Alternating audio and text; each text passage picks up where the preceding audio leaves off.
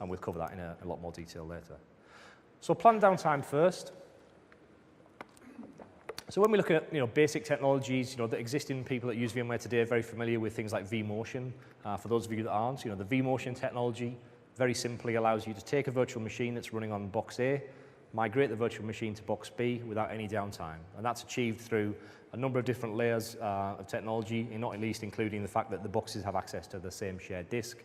And the key thing, when you're speaking to your change control team, and this is a hearts and minds hurdle that everybody has to overcome the first time they use it, is that when the virtual machine moves from box A to B, nothing about it changes. The IP address doesn't change, the MAC address doesn't change, the operating system doesn't magically transform. It's the same virtual machine moving across the compute resource. It's just moving because either A, you've told it to, because you're doing some kind of maintenance on that box, or B, you've got the load balancing element turned on, which is DRS. So IT, we all like three-letter acronyms in IT. DRS, Distributed Resource Scheduler, for those that want to know. Essentially, that means I take a bunch of tin that I'm going to use to run my virtual machines on, and DRS can load balance across all of those boxes based on CPU and memory consumption. So if one particular box is particularly busy and another box isn't, it can divide the virtual machines out evenly across the cluster without you touching anything. Now, you can obviously configure that to work in more manually automated modes if you're a little bit scared about doing that, or if the change control team haven't quite got their heads around what's going on. But what you'll see most customers that have used VMware for a few years doing is have that running fully automated. So literally, if you're looking at a blade enclosure with your CIO or with one of the change control guys, you could say, well, he says, where's the Exchange virtual machine today? Well, it was on that blade yesterday, but it could be on this one, it could be on that one. It depends how busy it's being, it depends if the system's moving it around. So, those kinds of things are used today by customers, throughout, the VMware family, whether it be customers with 1 or 2 boxes, customers with 1,000 boxes, you can turn this on. Storage vMotion, as I said earlier, allows customers to migrate virtual machines while they're live to different disk destinations. So scenarios there would be we're sunsetting this array type, we've replaced it with a new array, we brought the new array in, connected it to the fabric, but we don't want to have an outage to move the virtual machines to the new array. So we can storage vMotion them across, and essentially what it does in the background is it copies the disks to the new destination.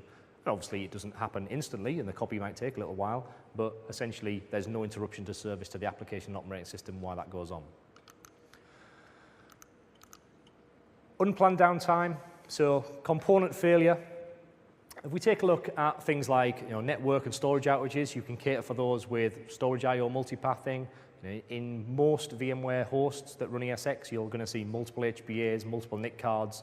And as I said before, the key thing is that you configure those at the platform level so that you don't have to configure them at the virtual machine level. So every time that somebody comes to you and says, we've got Project X, they need 10 virtual machines, you deploy the 10 virtual machines, but you then don't have to go to all 10 virtual machines and say, I need to configure NIC teaming and storage path failover. You just put them into the data center, into the compute resource, and they inherit that capability from the platform underneath. What happens if the servers go down? Common question, especially when you're new to VMware, the application owners are going to say, or your boss is going to say, so we had kind of like, application operating system. I'm not an IT guru, but I can understand why that's expensive because I have to buy one box every time we do anything.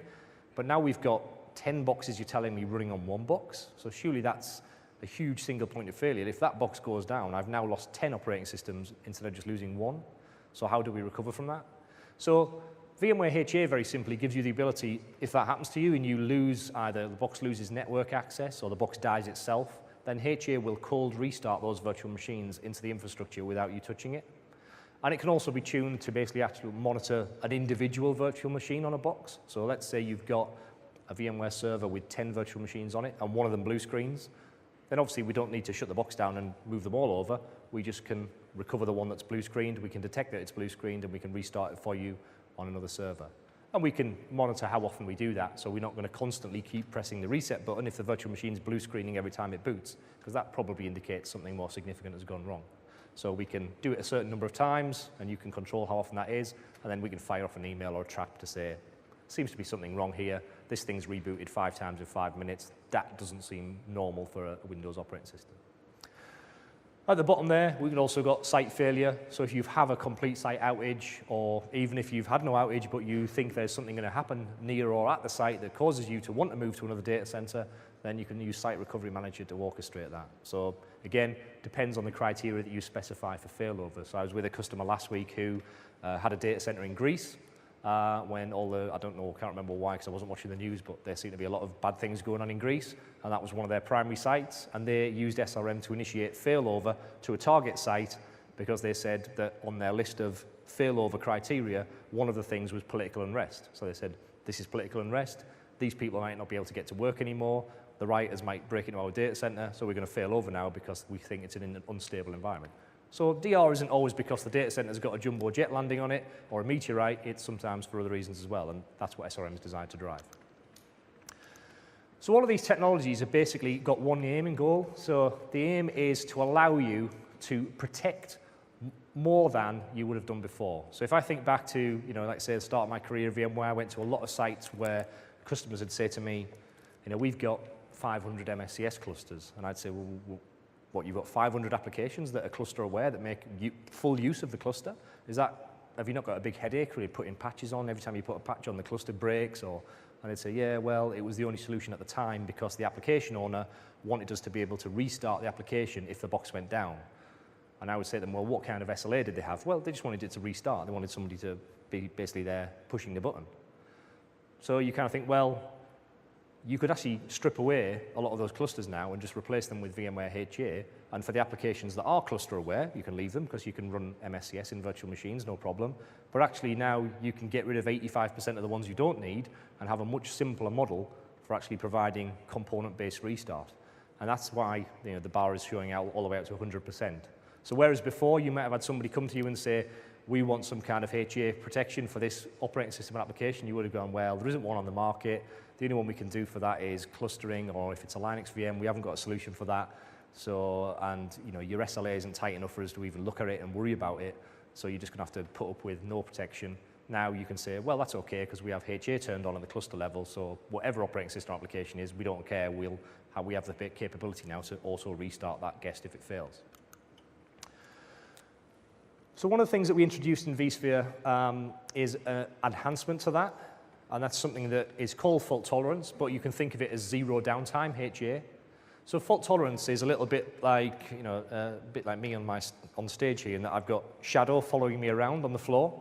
So essentially, fault tolerance is taking a virtual machine and making a copy of it on another physical box, and the two stay exactly in sync with each other for CPU and memory instructions at all times.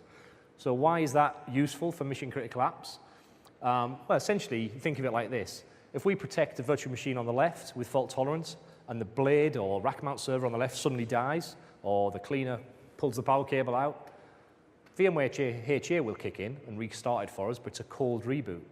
Fault tolerance, if it's enabled, will just immediately switch the application seamlessly to the other instance of that operating system, because it essentially activates the shadow as a primary. So this basically gives you zero downtime failover, zero data loss. There are some caveats with it. First caveat is you're going to use twice the amount of CPU and memory because you've now got two copies of the operating system running. They're running on separate boxes, but you've now got two of them.